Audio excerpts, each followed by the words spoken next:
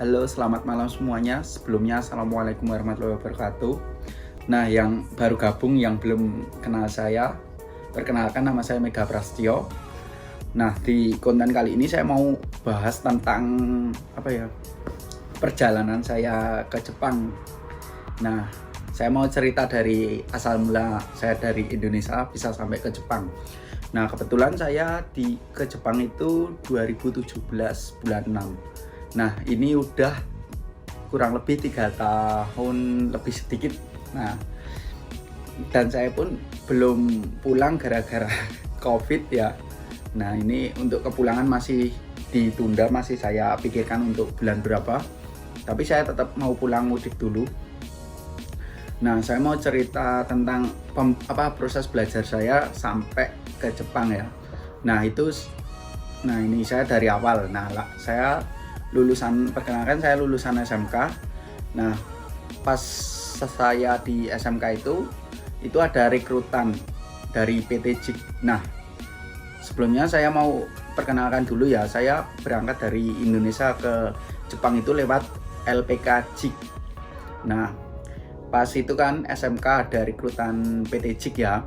Nah, itu di situ ada tes. Nah, kebanyakan itu tesnya cuma itu ya, soal-soal matematika. Nah, itu untuk persyaratan bisa lolos dan direkrut dari PT JIK. Nah, untuk itu proses belajar saya 4 bulan.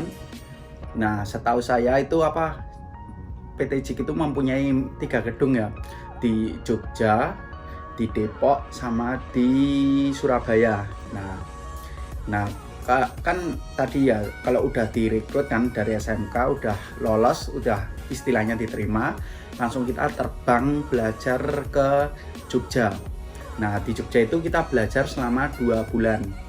Nah, selama 2 bulan ini kita membahas bahasa Jepang sampai 13 bab.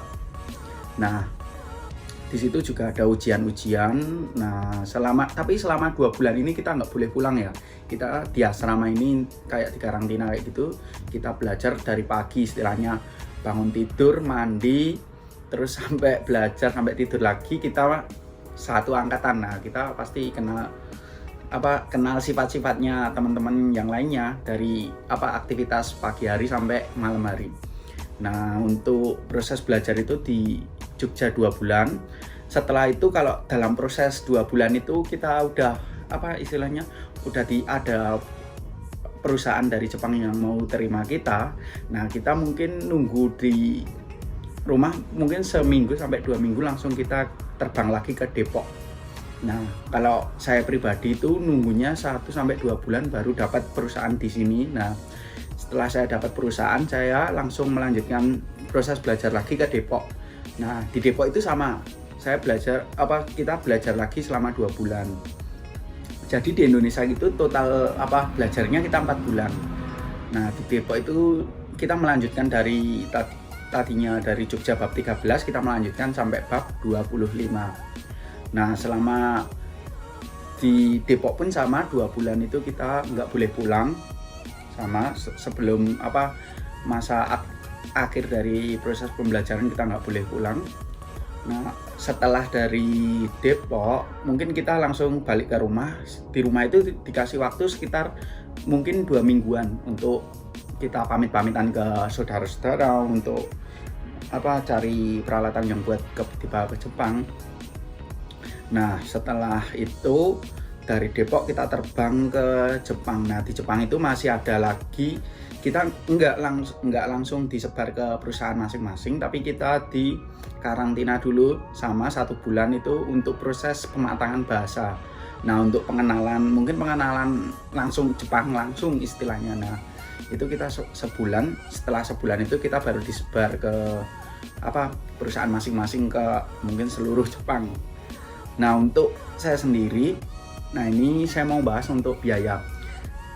Kalau biaya untuk saya pribadi dulu kenanya kalau nggak salah 17 sampai 18 juta. Nah, itu biaya segitu itu udah total dari pesawat, udah belajar 4 bulan, udah pokoknya semuanya itu total semuanya bersih, istilahnya total bersihnya itu saya bayarnya itu 17 juta ya. Nah, tapi di situ saya serupiah pun nggak bayar. Nah, kok nggak bayar? Nah, saya itu istilahnya ada yang nanggung dulu, ditalangi. Setelah kita sampai ke Jepang, nah di tahun pertama itu kita ada tiap bulan istilahnya potong gaji itu 2 juta. Nah, untuk bayar tadi yang 17 sampai 18 juta itu. Nah, dari biaya segitu saya melanjutkan.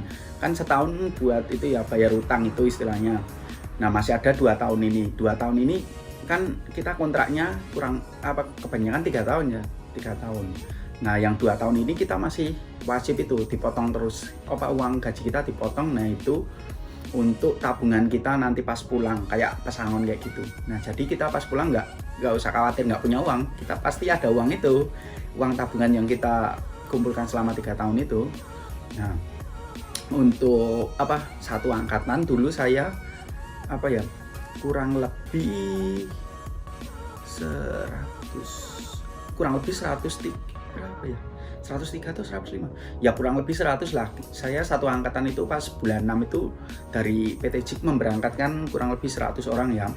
Nah, untuk PT JIK sendiri sebelum corona ini ya, dulu itu setiap bulan itu memberangkatkan mungkin hampir 100 sampai 200 pernah sampai 200 mungkin setiap bulan. Nah, itu setiap bulan. Tapi dalam 1 tahun kan 12 bulan itu setahu saya ya ada 2 bulan yang tidak memberangkatkan dari PT JIK. Jadi 10 bulan ini aja yang bisa terbang ke Jepang. Nah, untuk mungkin itu seperti IM ya, PT JIK itu ya tiap bulannya memberangkatkan segitu banyaknya orang. Nah, untuk tadi udah ya, biaya udah, proses belajar udah, terus apalagi. Nah, untuk sampai di Jepang ya itu pas habis belajar sebulan dari pas di Jepang itu kan belajar bulan. Nah, setelah selesai kita istilahnya langsung disebar ke perusahaan masing-masing. Di sini saya dulu dibekali uang 4 mang itu kalau rupiahnya mungkin 4 juta ya. Nah, itu untuk buat makan sebulan, kan kita di sini belum punya gaji. Nah, itu dikasih 4 itu ya, cukup nggak cukup harus dicukup-cukupin. Nah, tapi senpai itu senior ya, senior saya di sini juga baik. Mungkin dulu pas saya nggak punya uang, mungkin uangnya kurang, nah mungkin itu dipinjemi dulu, bisa kayak gitu. Nah, itu proses pembelajaran saya. Barangkali teman-teman yang pengen cari LPK kayak gitu yang belum tahu atau prosesnya belajar gimana, bisa komentar, bisa tanya-tanya kepada saya. Nah, untuk ya itu kalau PT JIK itu sendiri udah SO ya, kebetulan dia udah SO kayak IM. Nah, carilah, kalau saran saya kalau mau cari LPK di Indonesia yang udah SO ya, jadi itu benar-benar yang langsung berangkatin. Kan ada ya LPK kecil yang buat belajar, terus dari LPK kecil kita disalurin ke LPK yang udah SO. Ya mungkin di situ agak ribetnya kita nyari perusahaan. Langsung kan mungkin ditawari ya, kalau di situ kalau kita ke LPK kecil mungkin disalurkan, kamu tes ke sana, di sana ada job, nah ada perusahaan, nah kamu tes ke sana nanti. Jadi kalau di sana juga diterima, mungkin kamu bisa kamu cuma bayar LPK kecil itu berapa, mungkin 3 juta nyampe 4 juta. Nah, itu istilahnya uang terima kasih kamu buat belajar di situ. Nanti kamu istilahnya ditanggungnya lagi ke LPK yang memberangkatkan kamu itu, yang SO itu. Nah, jadi ya mungkin saran saya mending langsung cari ke LPK yang SO langsung. Nah, kalau saya sendiri itu ya kayak gitu. Tapi ya mau nggak mau selama 4 bulan di Indonesia pembelajaran itu kita nggak boleh pulang itu selama itu. Jadi ya ada plus minusnya, sama aja. Saya dari swasta, saya pun pernah tanya-tanya ke teman-teman yang lain yang dari IM atau negeri ya, yang dari IMM.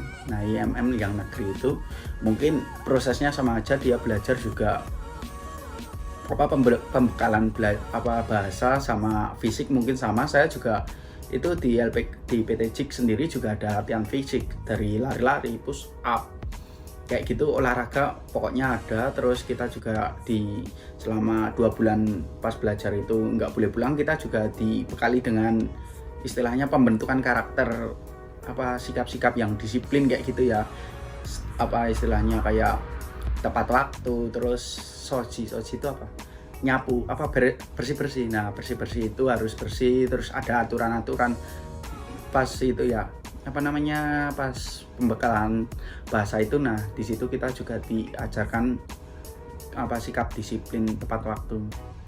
Nah barangkali sampai di sini dulu saya bisa cerita pengalaman saya tentang pengalaman saya dari Indonesia bisa sampai ke Jepang.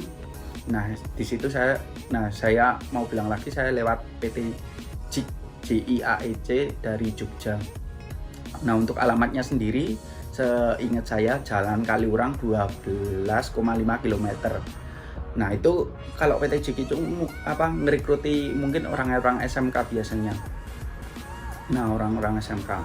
Nah saya mau sedikit cerita lagi, saya di sini 3 tahun udah kelar dan ini saya ngambil lagi perpanjang 2 tahun jadi total 5 tahun.